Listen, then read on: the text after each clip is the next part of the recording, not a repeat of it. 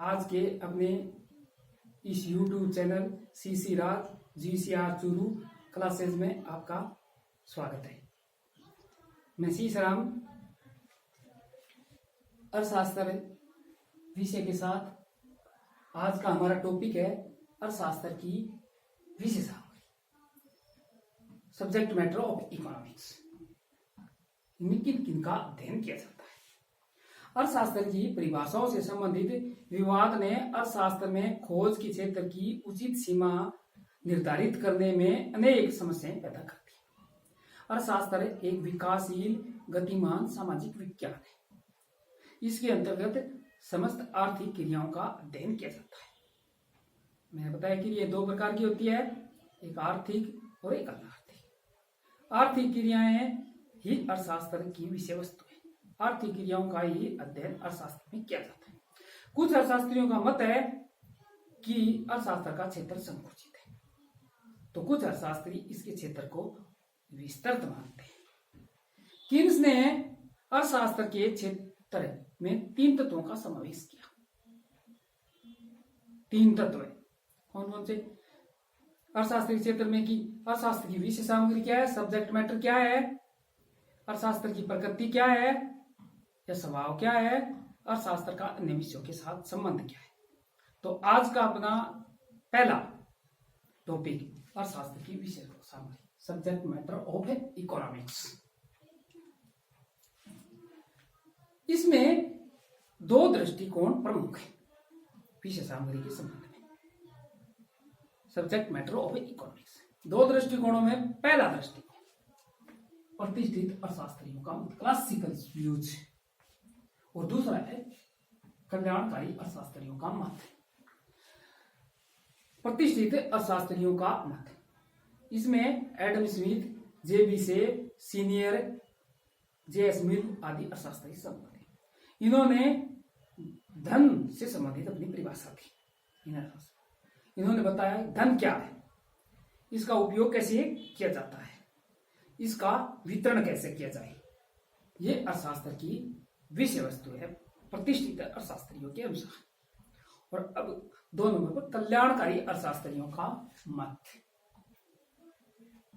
कल्याणकारी अर्थशास्त्रियों में मार्शल, पिग्गू आदि प्रमुख हैं। धन की अपेक्षा मानव कल्याण को अर्थशास्त्र की प्रमुख विषय वस्तु मानकर यह स्पष्ट किया कि धन व्यक्ति के लिए है, न कि व्यक्ति धन के लिए।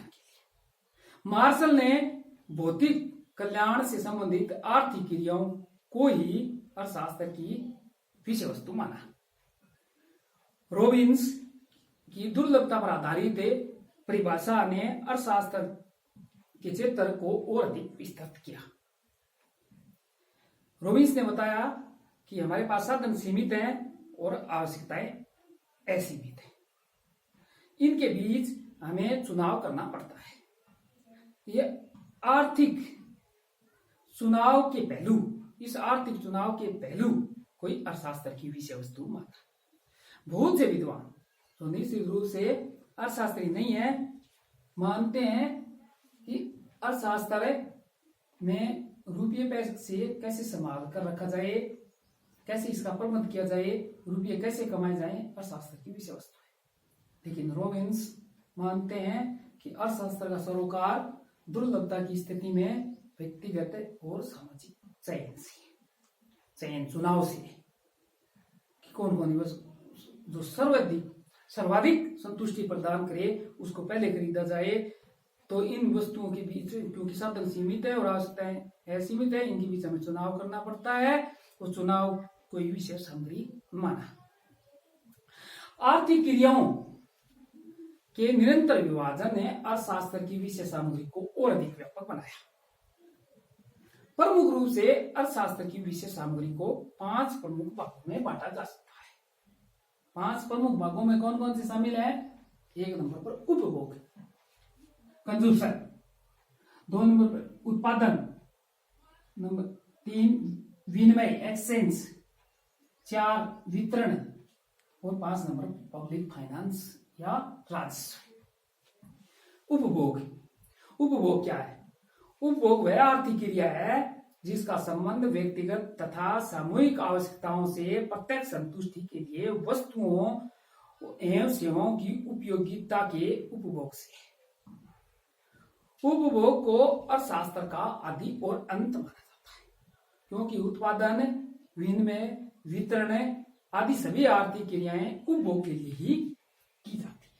ये उपभोग करने के लिए, ये सभी क्रियाएं उपभोग के लिए, इसलिए अर्थशास्त्र का आदि और अनंत माना जाता है उपभोग को, कंजम्पशन को। उत्पादन क्या है?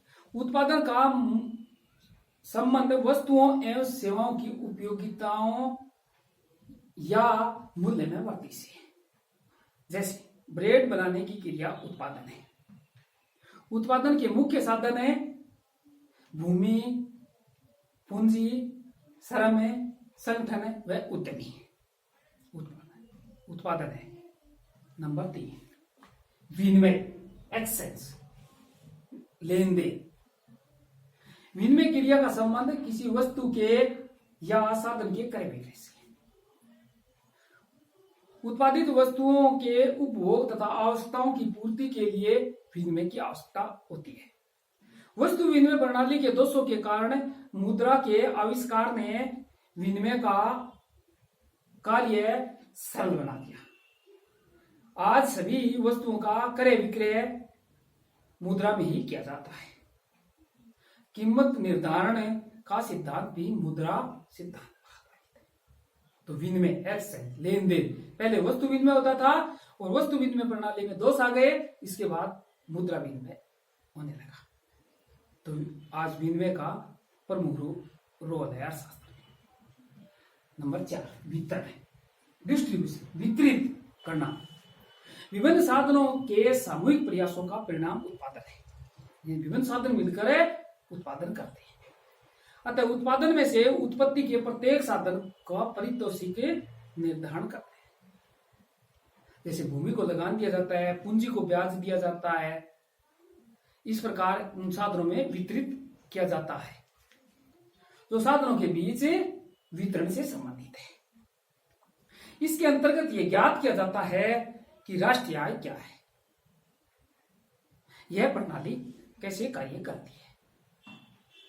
ब्याज, लगान, मजदूरी, लाभ का निर्धारण किस प्रकार हो, राष्ट्रीय आय का न्यायोचित वितरण किस प्रकार हो, राज्य का हस्तक्षेप आर्थिक क्षेत्र में निरंतर बढ़ता जा रहा है। अब 5 नंबर, राजस्व, पब्लिक फाइनेंस। पब्लिक फाइनेंस क्या है? यह एक आज के दौर में नया विषय। इसको पीजी क्लास में अलग से पुस्तक के रूप में या अलग बुक से इसकी पढ़ा जाता है। पब्लिक फाइनेंस अर्थशास्त्र के इस विभाग के अंतर्गत सार्वजनिक आय, सार्वजनिक व्यय, सार्वजनिक ऋण, घाटे की वित्त व्यवस्था, परिशुद्ध नीति आदि का अध्ययन किया जाता है। समय के साथ साथ अर्थशास्त्र की विषय सामग्री में परिवर्तन होता है। तो आज हमने किन्स के बताए गए 3 तत्वों, अर्थशास्त्र की विषय सामग्री, अर्थशास्त्र की प्रकृति या स्वभाव, अर्थशास्त्र का अन्य विज्ञानों के साथ संबंध क्या है, इनमें से अर्थशास्त्र का सब्जेक्ट मैटर 1 नंबर। इन 2 प्रमुख दृष्टिकोण जो हमने पढ़े, उनमें प्रतिष्ठित अर्थशास्त्रियों का मत और कल्याणवादी अर्थशास्त्रियों का मत। और अर्थशास्त्र की विषय सामग्री को 5 प्रमुख रूप से क्रमबद्ध रूप से अध्ययन किया जाता है। उपभोग, उत्पादन, विनिमय, वितरण एवं राजस्व। अगला हमारा टॉपिक होगा अर्थशास्त्र की प्रकृति या स्वभाव। आपने पढ़ा। धन्यवाद।